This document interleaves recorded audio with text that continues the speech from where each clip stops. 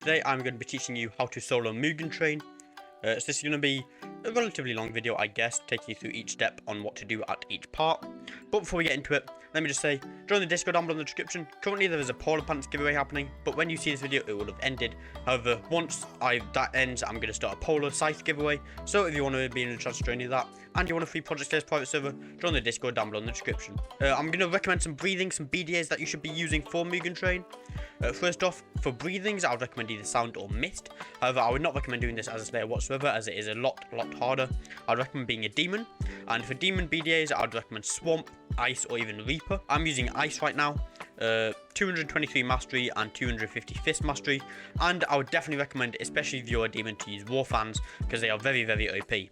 I've got max war fans mastery. A war tornado comes in clutch so many times, so those are the things that I would recommend. You can use scythe, however I would definitely recommend using war fans if you don't have them. Devour, polar, normal war fans, either will do. So just in case you don't know how to get to Mugen train, just go to Mugen train station. It's pretty obvious. It's in the name, and you need to spend 5 grand, 5,000 wen. To buy a ticket. It's not too much. However, once you do beat Mugen train and you successfully complete it, you kill Akaza, the final boss, you then get that 5,000 back, so you aren't really losing anything. Plus, you can also gain a Mugen train ticket from the chests, which is the 12.5% drop rate, and you can get that, meaning you basically just made 5 grand.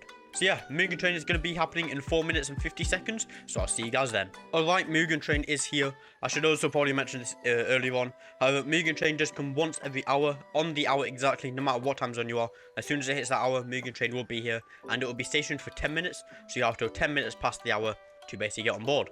So yeah, let's start this. Alright, something else I should also mention as well is you are going to want potions for this. Definitely a lot of potions, stamina, health potions. Doesn't really matter if it's the health potion or the health regen potion. However, you are going to want potions.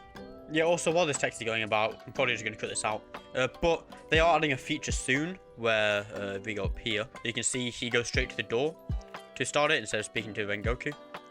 I don't think it's out yet. But it said heavily requested change/edition coming out soon. Yeah, once you get in, you just want to run to get to the orb. It's pretty much self-explanatory. Pretty much only one way to go. And now for this bit, you're basically going to want to hit them at least once.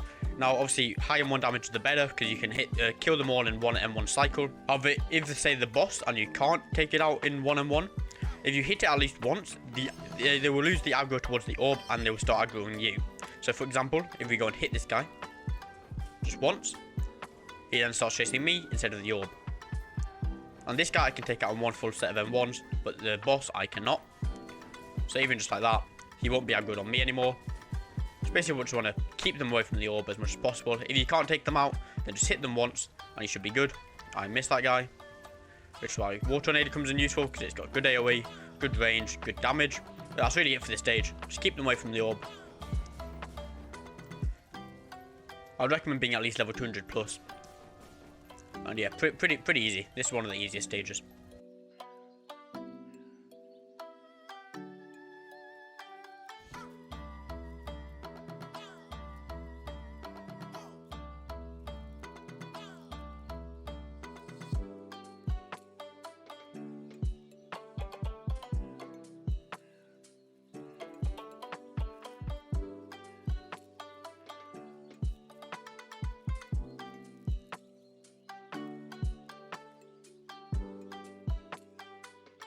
They got 1-0. See, easy. Just do that. Keep that aggro away from the orb if you can't kill them straight away. Just hit them with a move or something just to get that aggro off of the orb. Now, this is the one of the hardest stages in my opinion.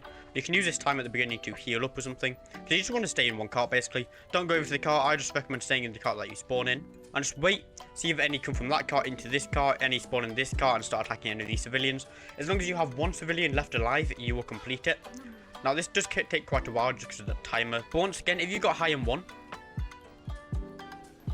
you will take them out in one full M1 sweep. Yeah, this stage is also annoying, just because they jump over these sofas, and like the war fans' range is a bit weird sometimes. And like you can't hit them, and then they hit you. But you just want to like stay in one cart. Don't focus on that cart. Once they are all dead in that cart, they will start focusing on you or on this cart. However, they do get trapped behind those walls. So you should be fine. Just want to keep an eye out. Also, real quick, just going to mention the ice and the sound ult at least used to have a glitch where the ice ult, if you used it and you were like sideways, it would throw you underneath the map. The same with the sound ult, it would throw you underneath the map and you would just end up losing.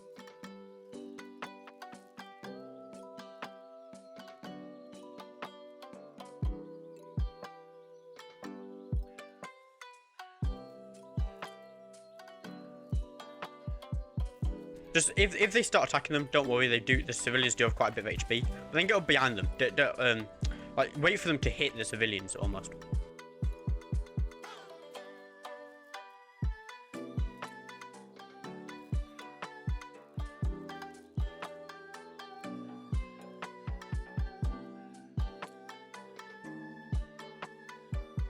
I should have mentioned this earlier. Actually, they only go for one civilian, or at least a set of civilians. So as long as you know where they are, it should be pretty easy.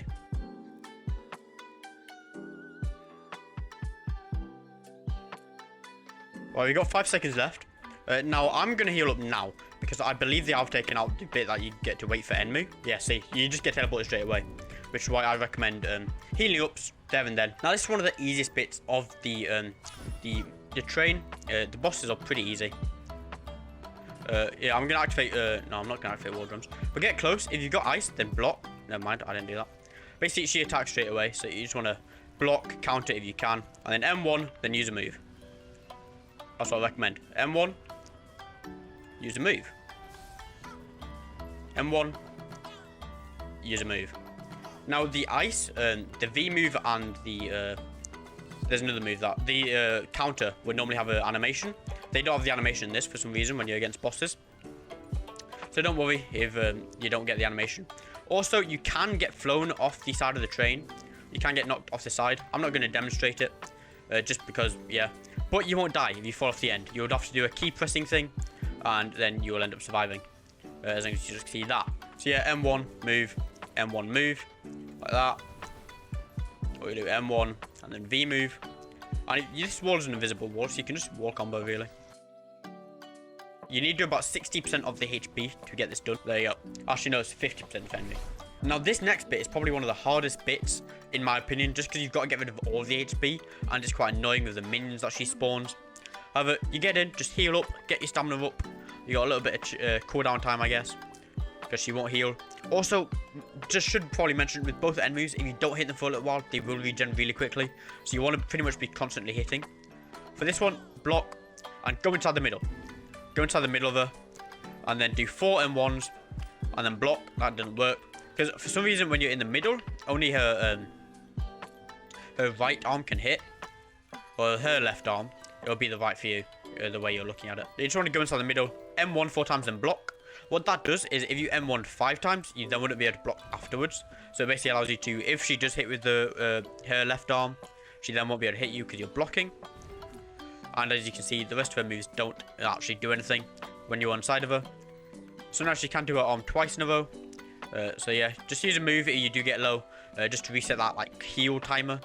And then you can go ahead and heal up, or get your stamina up, whatever you need to do. Then 4 M1s and then block. It's pretty simple.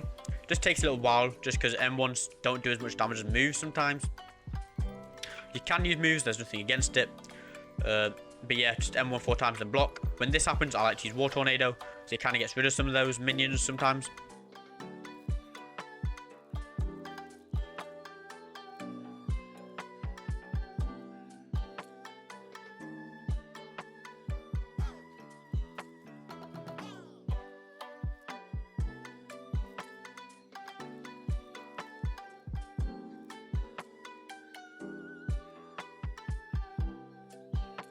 Okay, she does have about 600 HP left.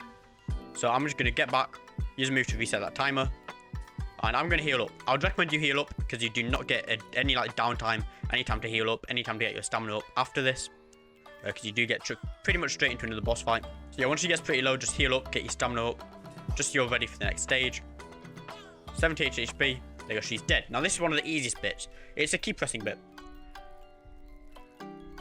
There you go. J, K, G, L, J, K, L, H, G. There you go. See, pretty easy, pretty easy, pretty easy. I didn't mess up as well. If you don't mess up, even easier. Now you get shoved into another cutscene, and the next bit is Akaza, which isn't surprisingly one of the hardest bits. One of the hardest bits is the flesh monster, or the cart bit, in my opinion. Yeah, you get shoved into Akaza. I'm going to shift lock and press 1. That just basically gets your move out ready. Where I just like to have my ice BDA out straight away. And then I just like to get in and then counter. There you go. Sometimes he does his like kick move where because there's no animation, every single kick he does damages him. Which is pretty cool. Pretty good. Basically, this is just like N move. Just M1 once, just M1 once, then use move. He PB'd again. M1 once. Use a move. M1 once. Use a move. Now I've got 1400 HP left. So what I'm going to do is I'm going to knock him out here a little bit. And if you want to heal, he outgoes you quite quickly. So I recommend M1ing and then using War Tornado. That kind of knocks him back, giving you some time to heal, time to run back, so you can heal. Now when he does his move where he dashes up into the air like that, it can sometimes glitch and send him to the other side of the map. So that's also another way you can use to heal. Now, I believe you only need to do about 60% of his HP. So you don't need to get him all the way down. You see, we're about 20% off.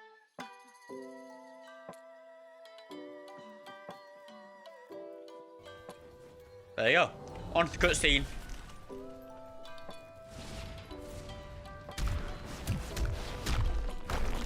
There you go, look at that.